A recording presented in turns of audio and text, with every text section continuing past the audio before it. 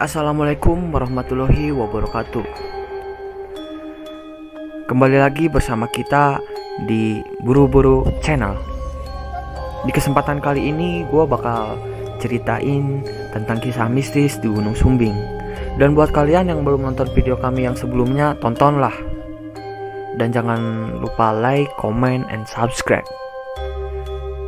Oke, tanpa basa-basi kita langsung aja ke ceritanya. Penasaran kan? Oke, berangkat. Gunung Sumbing adalah gunung api yang terdapat di Jawa Tengah, di Indonesia. Ketinggian puncak Gunung Sumbing yaitu 3.371 mdpl di atas permukaan laut. Gunung Sumbing merupakan gunung tertinggi ketiga di Pulau Jawa setelah Gunung Semeru dan Gunung Slamet. Ini adalah kisah pendakian gua di Gunung Sumbing. Lebih tepatnya tanggal 2 bulan 2 2018. Dalam pendakian Gunung Sumbing, gua memilih jalur pendakian Pos Garung. Kenapa Pos Garung? Karena atas saran teman gua dan banyak juga teman-teman pendaki gua nyaranin buat mendaki lewat jalur Pos Garung. Gunung Sumbing memiliki beberapa pos dan memakan waktu 8 jam lebih lah buat sampai ke puncak sejati. Tentunya dengan catatan tak ada rintangan yang berarti. Pendakian gua sendiri hanya berjumlah 2 anggota. Tapi waktu sampai di pos pendakian Garung, tentunya banyak pendaki lain yang akan mengiringi perjalanan biar nggak sepi. Sekitar jam 4 sore, gua dan teman gua beserta pendaki lainnya meninggalkan pos Garung menuju puncak sejati Gunung Sumbing. Perjalanan yang sangat menyenangkan, ditemani udara sejuk. Selain itu, sepanjang perjalanan juga gua banyak lihat para petani yang lagi ngelola lahannya. Sungguh nikmat mana yang akan kau dustakan. Sekitar jam 17.30 kami pun sampai di pos pertama. Keadaan sudah mulai gelap dan hawa dingin mulai merasuki tulang belulang gua. Gua dan teman gua beristirahat sejenak dan tak lupa mengerjakan kewajiban gua sebagai umat muslim, yaitu gua melaksanakan sholat maghrib. Setelah selesai sholat dan makan makanan ringan, gua pun lanjut perjalanan. Tak lupa juga gua nyalain senter dan gua taruh di kepala gua.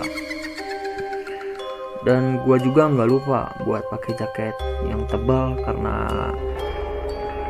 hawa di sana sangat dingin.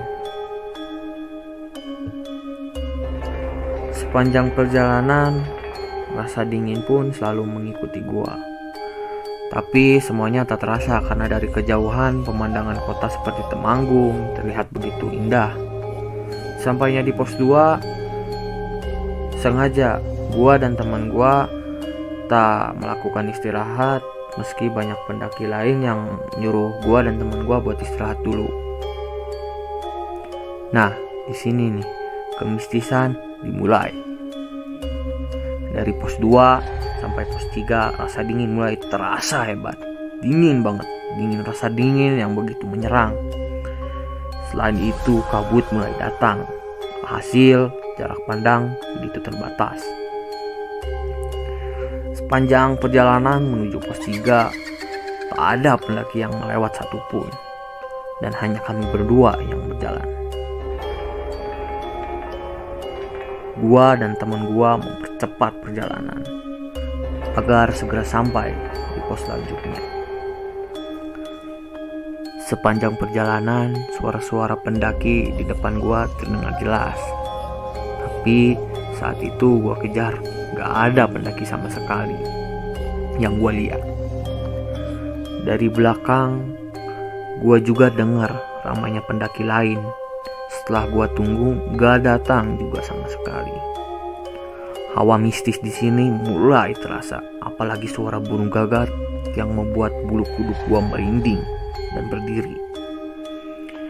Entah karena kedinginan atau itu benar-benar nyata, gua dan teman gua melihat sesosok bola api atau banaspati terbang melintas persis di depan gua. Kalau di tempat gua itu sudah pasti disebut sebagai banaspati. Dan seperti yang gua bilang tadi, bola api itu adalah banaspati. Gua bersama teman gua pun bergegas melangkah.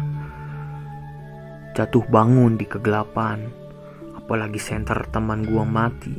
Dan kini hanya ada satu senter yang berfungsi, yaitu senter gua.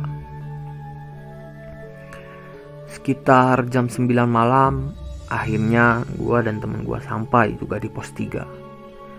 Di pos 3 alhamdulillah sudah ramai pendaki-pendaki dan tenda-tenda berjejer rapi. Gua dan teman gua lantas mencari tempat istirahat dan menenangkan pikiran dulu. Setelah pikiran tenang dan tenaga terkumpul, gua mulai memasak air dan kopi. Tak lupa juga buat makan dan masak mie instan. Setelah makan dan minum kopi, gua dan teman gua menjalankan kewajiban gua, yaitu sholat isya. Kami tak mendirikan tenda di pos 3, melainkan mendirikan tenda di pos 4. Sesuai rencana dari awal sebelum mendaki, di mana pos 4 menjadi kesepakatan pendirian tenda. Sekitar pukul setengah 10 malam, kami melanjutkan perjalanan meninggalkan pos 3. Dalam perjalanan menuju pos 4 tak ada halangan-halangan yang aneh, yang berarti karena banyak teman pendaki yang lain bersama kami menuju pos 4. Sekitar jam 22.45 malam, akhirnya kami nyampai di pos 4. Sampainya di pos 4, gua dan teman gua segera mendirikan tenda dan memasak air lagi. Jam 11 malam, gua dan teman gua masuk tenda untuk tidur karena rencana jam 4 pagi menuju Puncak Senjati buat summit. Jam 3 pagi, gua dan teman gua bangun untuk masak agar stamina pulih kembali sebelum menuju puncak. Tepat pukul 4, pada akhirnya gua dan teman gua melanjutkan perjalanan menuju Puncak Senjati. Suasana ramai pendaki menuju puncak. Baru saja berjalan kira-kira 30 menitan, kami diterjang badai dan kabut tebal. Gua dan teman gua sempat diterjang badai hingga terbawa sekitar 50 meter dari jalur pendakian menuju puncak. Dingin, dan dingin, semua lengkap menemani perjalanan gua menuju Puncak Senjati. Sempat teman gua nggak sadar diri akibat terbawa badai dan akhirnya tersadarkan diri setelah gua sadarin. Setelah sadar, gua dan teman gua berjalan menuju puncak. Anehnya, menurut gua yang awalnya ramai pendaki menuju puncak, tapi seketika hanya ada gua dan teman gua aja yang ada di jalur menuju puncak. Hati gua mulai gak tenang, pikiran membayangkan hal-hal yang aneh, pikiran gua jadi ambiar. Jalur saat itu gua teramat takut karena cuma ada gua dan teman gua aja menuju puncak Gunung Sumbing. Meski demikian, kami tak turun ke pos 4, melainkan melanjutkan perjalanan menuju puncak. Dari kejauhan terlihat dua pendaki lain yang berjalan. Ya gua nyobain buat manggil pendaki tersebut dan menyenter, tapi senter kami tak begitu jelas karena tebalnya kabut. Ketika kami hampir dekat dan gua melihatnya secara langsung, dua pendaki itu terjun bebas ke jurang. Gua dan teman gua lalu berteriak, "Tolong, tolong, tolong!" Tapi tak ada satupun pendaki yang lain mendengar. Gua sempat menyenter ke jurang, dan jurang itu dalam banget. Gua dan temen gua langsung ketakutan yang luar biasa. Shock, panik, semua ada. Akhirnya kami lari secepat mungkin, dan kami terperosok dalam jurang. dan jurang itu gak terlalu begitu dalam. Gua dan teman gua susah banget buat bangun karena semak-semak yang begitu rimbun. Setelah itu gua ngelihat gak terlalu jauh, kira-kira jarak 10 meter, dan begitu jelas ada orang berpakaian pendaki lengkap dengan membawa ransel, tas carrier, tapi tanpa kepala. Kebetulan senter gua menuju persis ke arah pendaki tersebut. Jujur, gua dan teman gua ketakutan. Ayat suci Al-Quran pun gua lantunkan. Sebisa apa mau surah pendek gua bacain. Karena dalam keadaan terposok di dalam jurang. Setelah kejadian itu kira-kira 20 menitan, akhirnya kami melihat rombongan pendaki dari UGM dan kami meminta tolong. Gua dan teman gua akhirnya berjalan di depan pendaki UGM menuju puncak sejati. Setibanya di puncak sejati, indahnya matahari terbit sedikit mengobati lelah dan rasa takut tadi. Sungguh indah ciptaan yang maha kuasa. Sekitar jam 8 pagi, gua dan teman gua turun dari puncak sejati. Dalam perjalanan turun, kami melihat jurang yang dimana dua pendaki itu terjun bebas. Setelah kami lihat, tidak ada satupun mayat dari para pendaki yang ada dalam jurang. Gua merasa heran, tapi ya sudahlah. Gua berusaha melupakan. Sampainya di pos 4 kira-kira jam 9, kami segera membongkar tenda, masak dan lain-lain. Perjalanan turun amat indah, dikelilingi terlihat pemandangan dan gunung. Dan Gunung Sindoro berdiri begitu indah. Tepatnya pukul 1 siang, kami sampai di pos pendakian Garung. Kami istirahat di salah satu tempat makan. Gua sempat bercerita kepada pemilik warung atas kejadian yang gua alami dan temen gua alami. Kata pemilik warung, gak cuman gua aja yang ngalamin kejadian kayak gitu. Banyak pendaki juga yang pernah mengalaminya.